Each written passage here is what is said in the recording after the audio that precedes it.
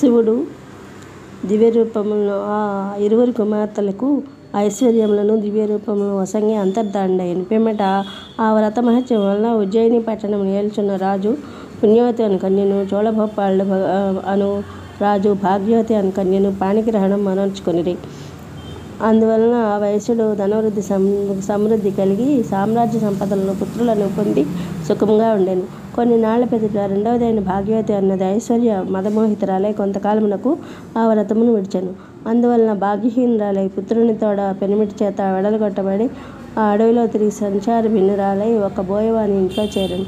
అచ్చట పుత్రుని చూచి, నాయన, నా అక్కగు పుణ్యవతిని ఉజ్జయిని పురపు రాజు వివాహమాడి ఉన్నవాడు. నీవు అచ్చటికి పోయి మన సంగతి నెరిగించి బ్రతుకు తెరువునకై తగినంత ధనం తీసుకొని శీఘ్రంగా రమ్మను అనగా, అతడు ఆ పట్టణమునకు పోయి పెద్ద తల్లితో తన తల్లి యొక్క దుస్సహంబగు కష్టమును తెల్పగా పుణ్యవతి అతని చేతికి విస్తారంగా ధనమిచ్చెను. అంతటా అతడు ధనము తీసుకుని వచ్చుచుండగా మార్గమున అదృశ్య రూపుడైన ఆ దేవుని వల్ల ఆ ధనము అపహరింపబడగా అతడు మరలా పెద్ద తల్లి ఇక్కడికి తెంచి ఆ వృత్తాంతమును వినియోగించి మరికొంత ధనం సంగ్రహించుకొని వచ్చు. ఆ ధనం కూడా హరింపబడగా దోదేయ మానసుడైన నిలువంబడి ఉన్న వానితో ఈశ్వరుడు అదృశ్యుడై, ఓ చిన్నవాడ, వ్రతభ్రష్టులకు నీ ధనం గ్రహింపవలను కాదని చెప్పాను.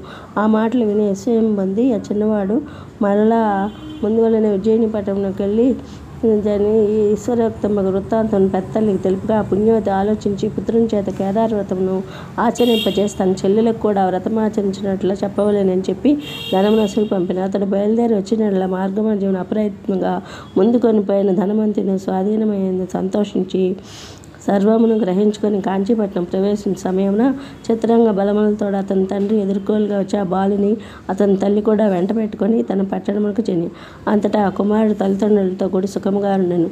పిమ్మటి తల్లి యొక్క భాగ్యవతియు తండ్రి యొక్క చోళరాజును అది మొదలు ఈ వ్రతమును ఆచరించుచు చక్కగా సకల సంపదలు అనుభవించుండరు. ఎవరైనా యథోక్త ప్రకారము ఈ వ్రతమహత్యమును భక్తియుక్తులై వినిన గాని చదివిన గాని అట్టి వారులందరూ శ్రీ మహాదేవుని అనుగ్రహం వలన వసంతంబులకు ఆయుర ఆరోగ్య ఐశ్వర్యములను పొంది సుఖముగా అనుభవించి శివ సాన్నిధ్యం నొందుదురని గౌతమ మహర్షి చెప్పబడినని సూతుడు శౌనకాదులకు చెప్పినట్లుగా శ్రీ వ్యాసభట్టారకుడు స్కాంద పురాణమున అభివర్ణించెను.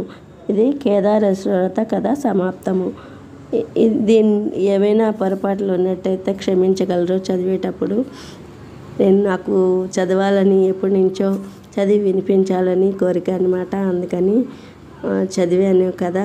ఏవైనా తప్పులుంటే మన్నించండి, క్షమించండి. ఈ కథ ఉపయోగపడుతుంది.